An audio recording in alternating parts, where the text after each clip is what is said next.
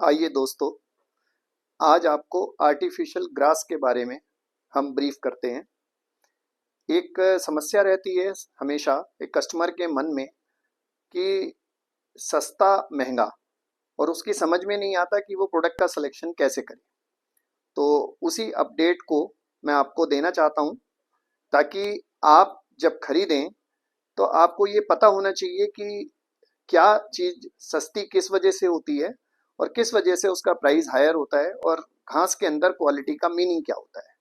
तो मैं आपको आज बताता हूँ, आप इसको ध्यान से देखिए और भविष्य में कभी भी जब आप ग्रास खरीदेंगे तो आपको पता होगा कि क्या करना है। तो ये देखिए, मैं आपको बेसिक से समझाता हूँ।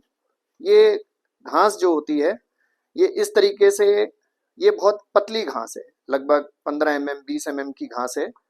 ये सबसे इकोनॉमिकल घास होती है क्योंकि इसके अंदर इसकी डेंसिटी एक तो बहुत कम है।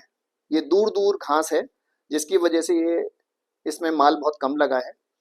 दूसरी बात ये है कि इसके अंदर आप इसे गौर से देखिए, इसके अंदर सिर्फ दो कलर की घास है, एक लाइट ग्रीन और एक डार्क ग्रीन, और छूने में भी इसके अंदर कुछ ऐसा नहीं है कि आपको अच्छी फीलिंग आएगी।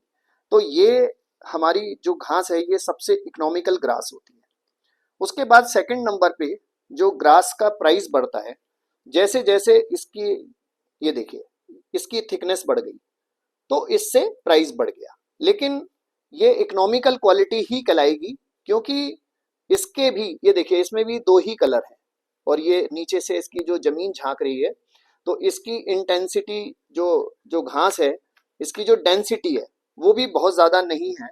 तो मार्केट में 90% जो मटेरियल बिकता है वो चूंकि कस्टमर के लिए ग्रास ग्रास है तो वो यही बिकता है चूंकि कॉस्ट वाइज। लेकिन कुछ टाइम बाद ये ग्रास बहुत अजीब सी लगने लगती है और इसके जो रेशे बैठ जाते हैं क्योंकि इसकी डेंसिटी कम है, और ये नेचुरल फीलिंग नहीं देती क्योंकि इसके अंदर, ये देखिए, सिर्फ दो कलर हैं, जबकि जो नेचुरल घास होती है उसके अंदर कलर ज़्यादा होते हैं।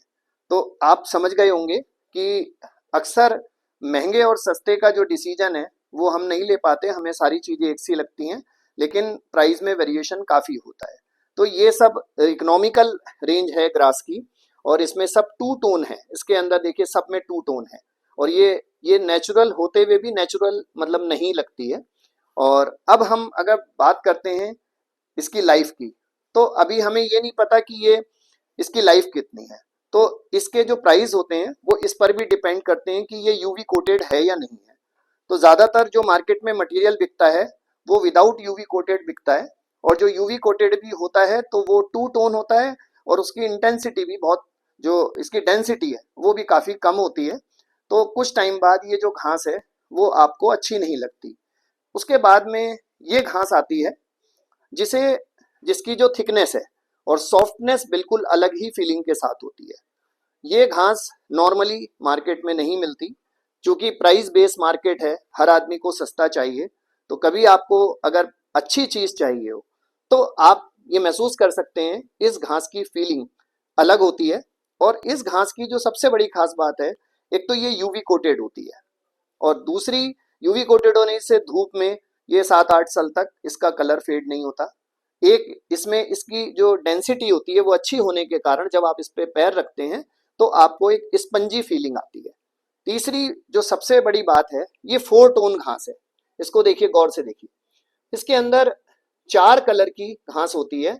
एक घास इसके अंदर स्पेशल ये लाइट कलर है, एक मीडियम लाइट कलर है, एक डार्क ग्रीन कलर है और एक ये सूखा हुआ पोर्शन, ये देखिए जैसे घास सूख जाती है तो वो भी इसके अंदर है। इसे 4 टोन ग्रास बोलते हैं और ये बिल्कुल नेचुरल ग्रास को कंप्लीट करती है। तो दोस्तों, आज हमने प्रयास किया है आपको ये बताने का कि जब आपको ग्रास लेनी हो तो आपको प्राइस के हिसाब से जो क्वालिटी चेक करनी है वो किस तरीके से करनी है। तो उम्मीद है कि आपको ये वीडियो पसंद आई होगी और इसी तरीके की जानकारी हम अपने एक्सपीरियंस के आधार पर आपको देने का प्रयास करते रहेंगे।